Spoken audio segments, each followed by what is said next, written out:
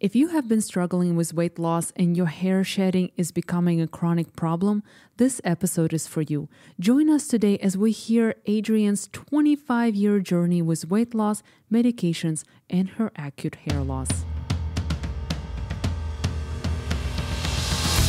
Hello, thank you for listening to Thyroid Hair Loss Connection podcast, a science-based, honest, candid conversation about how your thyroid affects your hair. You will learn practical solutions to hair growth, healing your thyroid, and balancing hormones with holistic nutrition approach and the latest treatments. Your hosts, me, Nataliia Sanzo, a registered dietitian, aka Nashville thyroid expert, and Kimberly Vaughn, a board-certified trichologist, hair loss specialist, and coach. To stay up to date on the latest topics, make sure to subscribe to our channel. We also cannot do this without you. Send us a question to the link below and tune in each week for the answers. Now, let's head to the show. In May 2022, Mayo Clinic notes there are a number of factors causing increased risk of hair loss. These include significant weight loss, poor nutrition, a family history of balding on your mother's, yes, and your father's side, age, certain medical conditions such as diabetes, lupus, other autoimmune conditions, as well as stress. Wow, Nataliia, today I'm so excited to be here. We are joined by a phenomenal guest. Beautiful Adrienne is a mature mother of a 3-year-old son, a wife, who also holds down a very demanding full-time career, who is experiencing 5 of those top noted factors out of 6 of them from Mayo Clinic on this list. So I just am excited to hear about Adrienne's journey, and I think the listeners will really gain tremendous knowledge and hear from her experience of the last 25 years trying to deal with weight loss, trying to deal with hereditary issues regarding the weight loss, trying to deal with high blood pressure, and just the stressors of everyday life. And then on top of everything, she's just started a new weight loss medication, semaglutide, which has caused some more aggressive acute hair loss. Adrienne, thanks so much for joining us today. We're so excited to have you. Thank you for having me. Yeah, we're going to turn it over to you at this point and let you share a little bit of your hair loss journey with us, because I know you've been dealing with this for a long time, and I know that you've been dealing with your weight loss issues for much, much longer. Right. I have been heavy since I was a little girl. Most of my family is heavy as well. Been on diets probably on and off since the 2nd grade. I have tried everything from exercising to keto to paleo to commercial weight loss programs to all the gimmicky diets over the years. And, I may lose a little weight here and lose little weight there, but it never have found anything that just would get the weight off and keep it off. I have a little boy. I have a job that I love. Found out last summer that along with my weight, I have high blood pressure. Adrienne, I'm going to stop you right there. How did you find out that you had high blood pressure, and did that just start?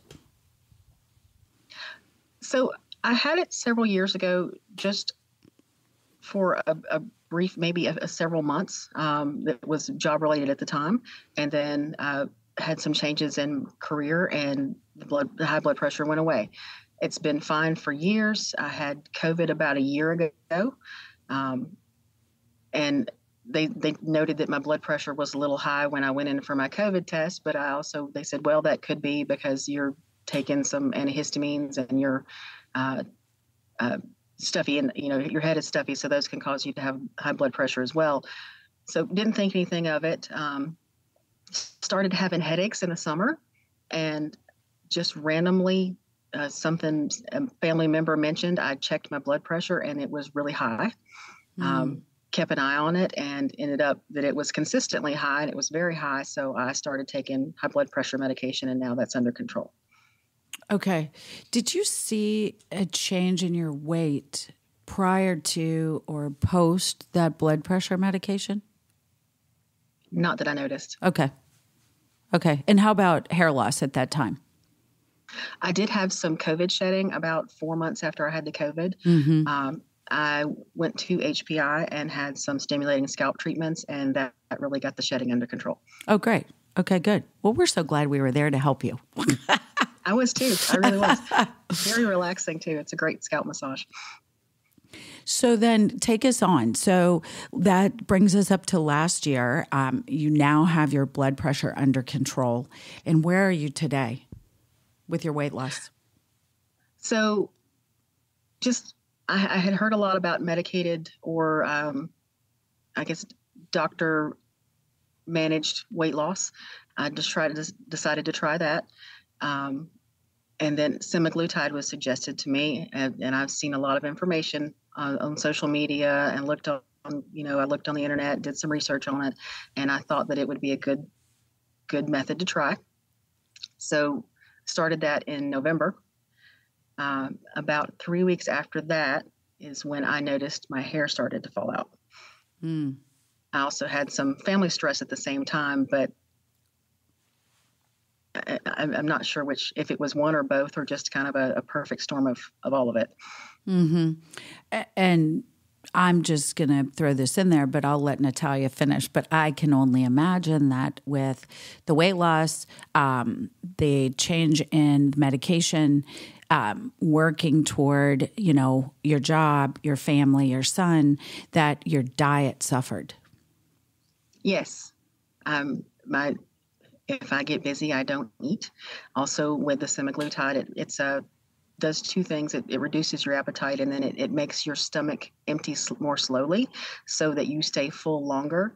And so especially the first 2 to 3 weeks, my nutrition was not so great. It was great that I wasn't hungry. I had energy. I was getting a lot of things done, but I was not eating like I was supposed to. Around that time, I did some research because they give you a diet plan or at least suggestions when you start the semaglutide, and they had mentioned that you needed to prioritize the protein. So that was one of the things that I really started to do, was because when you don't feel like eating, you want to make sure that when you do eat, you eat something that's good and nutritious and has a lot of nutrition packed into it. Mm-hmm. Yes, and when people intentionally lose weight, like in your case, and regardless if you're on medication or not, and that's for our listeners, right? When you start losing weight, people tend to not just cut on calories, but also on the amount of protein, vitamins, and minerals they're eating. So when you mention the hair loss is one of the signs that there's something going on inside your body, right? That's the first sign that you see in about 3 weeks. So when you cut back on calories, protein, you also cut back on biotin, zinc, vitamin C, vitamin A, iron, essential fatty acids. Those are all important for hair health, right? And we also know that just tracking the diet, just thinking about what you should be eating and should not be eating, it puts a stress on your body, and that's a psychological stress. And research shows that just that by itself can cause hair loss. So you mentioned stress with family, new medication, and this new diet, or basically lack of this. It all led to hair loss. The great thing is that by properly planning and managing your diet, you can not just reverse hair loss, but improve the texture and the growth of your hair, which we'll talk about during today's episode. Right. So now at this point, you started your semaglutide. Tell us a little bit about how that's been going.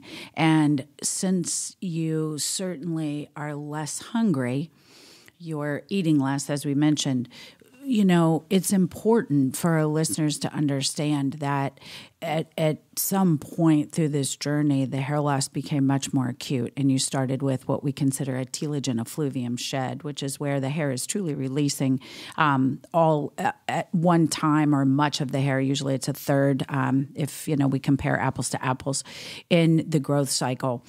But and you said you noticed that at about 3 weeks. So tell us and the listeners, what is your diet like? I mean, what do you eat on a daily basis, and how has that changed from when you started your medication to where you are now? What, 2.5 months in? So I was always a morning eater.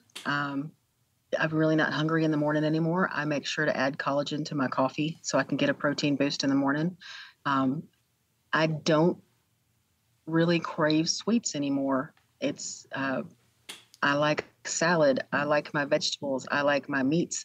Not even as much sweets anymore. It's surprising to me what I have begun to prefer when I do eat. And so when I would get a salad that used to be a meal to me, now it looks like 2 meals to me, and it's not something that I've purposely done. It's just that over the course of the last 2 to 3 months, my appetite has slowed down, and what normally wouldn't fill me up unless I ate the whole thing, I can only eat part of it now. But so when I eat, I'm trying to make sure that I eat my vegetables. I'm eating my good proteins. I'm eating some salads, trying to get those things in. Do you know how much protein you're eating a day? Do you have any idea? Because, you said you use a protein powder, right, in the morning. Mm-hmm. So how much protein is there? Do you know? I know that there's 11 grams in the scoop of collagen that I use in the morning.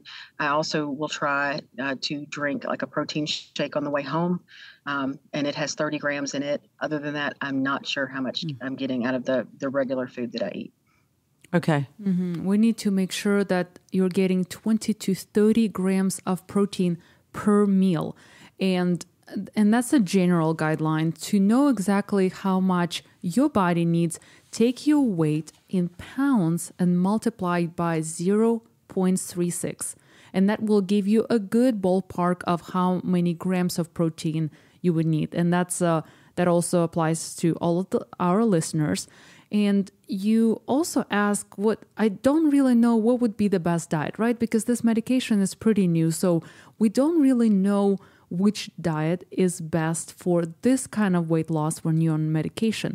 And unfortunately, there's no best diet for weight loss, or it doesn't have a name, but what the attributes you would want to look for is that diet needs to be high in protein, moderate amount of healthy fats, and plenty of anti-inflammatory foods like fruits and vegetables, whole grains, fiber, of course, and plenty of fluid, right? So like I mentioned, 20 to 30 grams of protein per meal. And I think one of the best ways to get that much protein per meal is meal planning or meal prepping. And for somebody like you that cannot eat as much as you used to at mealtime, I think it's going to be the most important factor when it comes to making sure you get all the nutrients is meal planning, is actually sitting down and either, working with a registered dietitian to create a meal plan, or sitting down and writing out exactly what you're going to eat, let's say for next 3 days, to make sure if you're not hitting your, vitamin A goal on day 1, make sure you increase that intake on day 2. And that's why you have to plan, because you don't have to hit 100% of your goal every day, right? This is kind of impossible because we want to make sure you add variety of foods, but overall in a 3-day, 7-day period, make sure you get all those nutrients in. Great point, Nataliia. Since this is Thyroid Hair Loss Connection podcast, let's talk about your thyroid now. So I know that you are under medical advice and care, and I think you had shared your thyroid labs with Nataliia. During this weight loss, just let's stay within the last year, right? And then obviously changing your medication, starting on the semaglutide. The hair loss happened with COVID, with the telogen shed last year. Now it's happening again due to the, this weight loss and this change in diet and probably lack of protein and proper vegetables and nutrients for the hair as well as the body. What's going on with your thyroid? So one of the things that I looked at over time, because it didn't matter how active I was. I've worked in landscaping, I've worked in retail, been busy on my feet all day, and would still have issues with weight. So that was one of the things that I thought might have been an issue. But when I've had them tested, the doctors told me that they were low normal, fine, or they were fine. Mm-hmm. And since we're talking about lab work, so we understand that your thyroid is working great, which is fantastic. Now, you mentioned before that your vitamin D levels and calcium were below optimal, and we know that low levels of vitamin D may correlate with unintentional weight gain. So if you have been deficient your whole life, that inability to lose weight easily was probably, maybe vitamin D. It wasn't the reason behind it, but at least it was one of the factors. So now by replenishing your vitamin D levels, I think it will help you lose the weight even faster or more easier, I guess. Mm-hmm. That would be nice. And so you had talked to Adrienne about your weight loss journey, sure. And then during the COVID shed that you had come to our clinic, HPI Hair Partners, to have the stimulating scalp treatments to help re-stimulate the blood flow, certainly, and get the oxygen moving. And as we know, and we've talked about so much, is that your hair is truly a cell. And so our hair, skin, and our nails have to be fed and have to be nourished.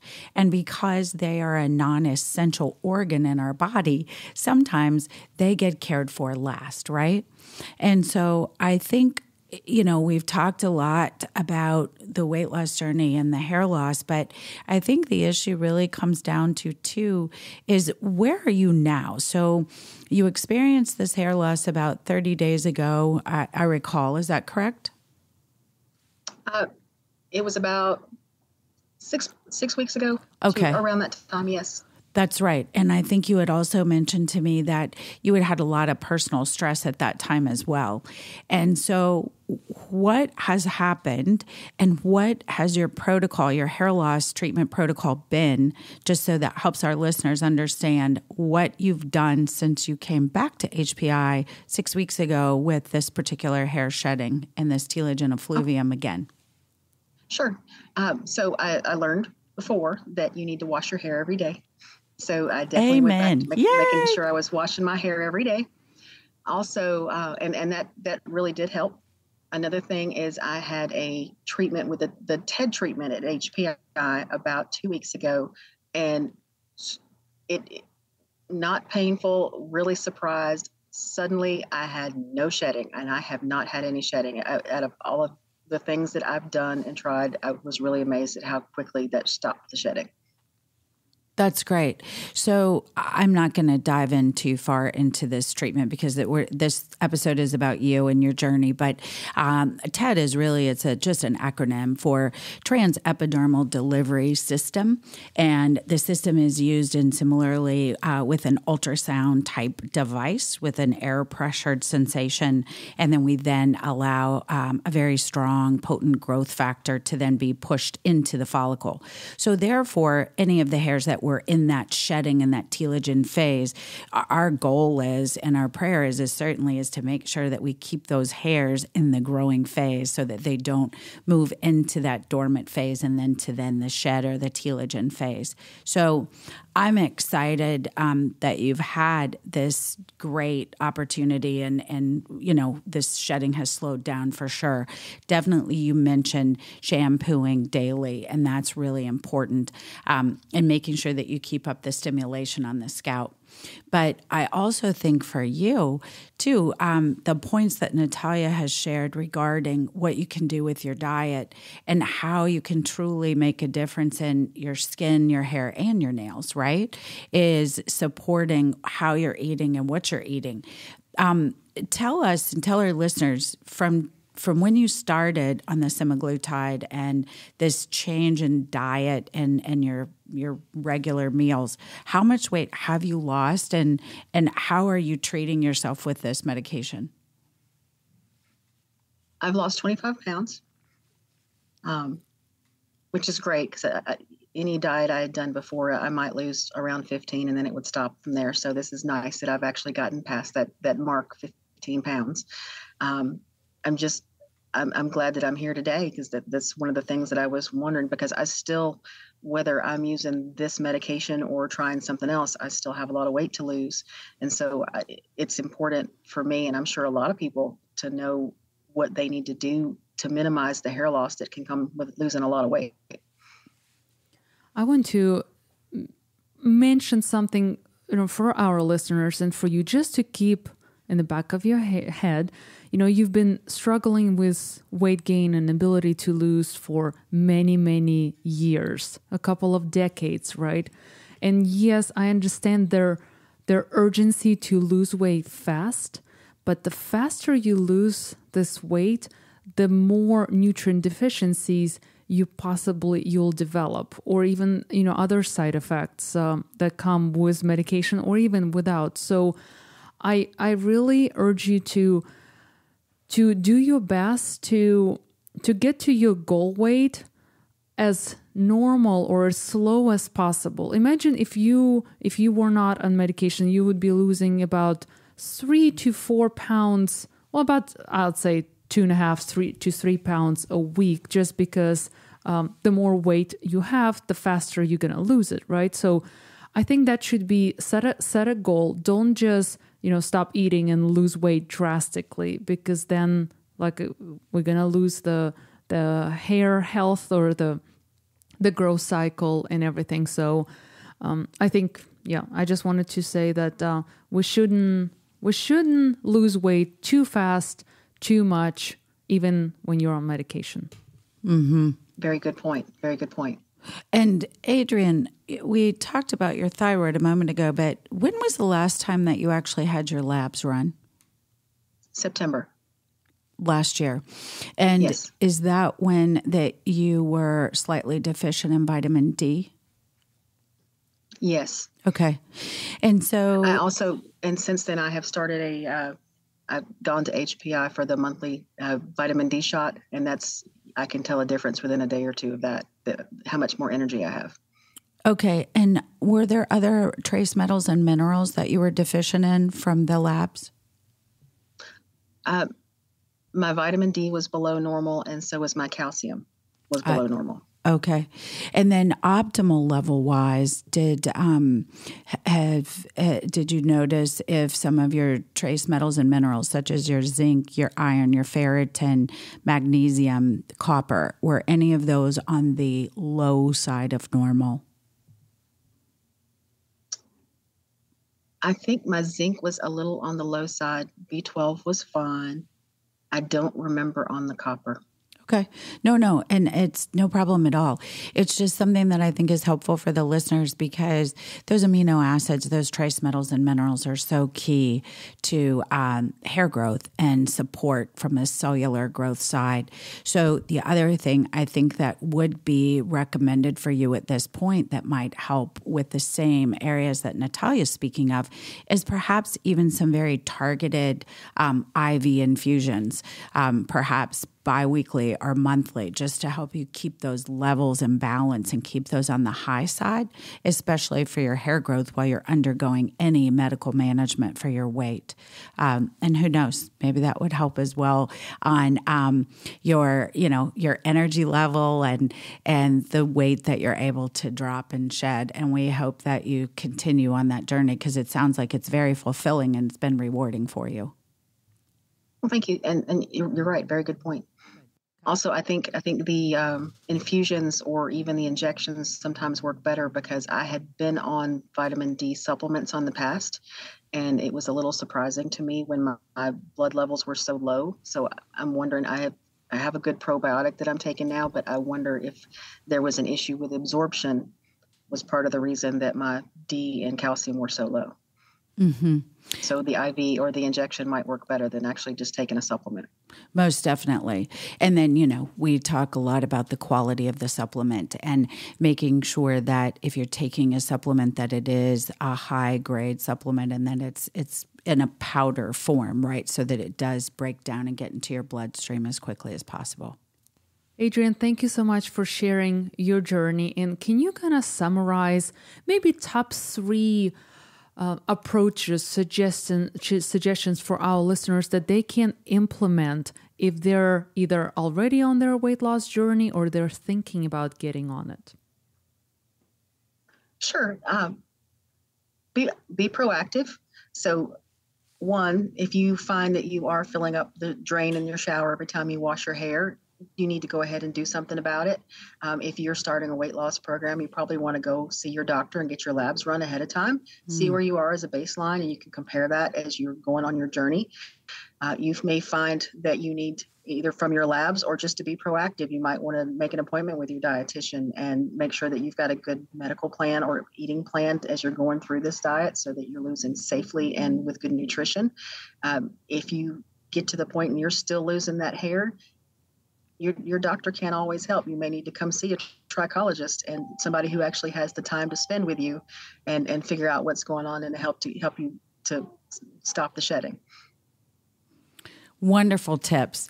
Well, and again, we are just so grateful that you took a part of your day today to be with us. And we know how much the listeners are really going to appreciate you sharing your exciting, hopeful story.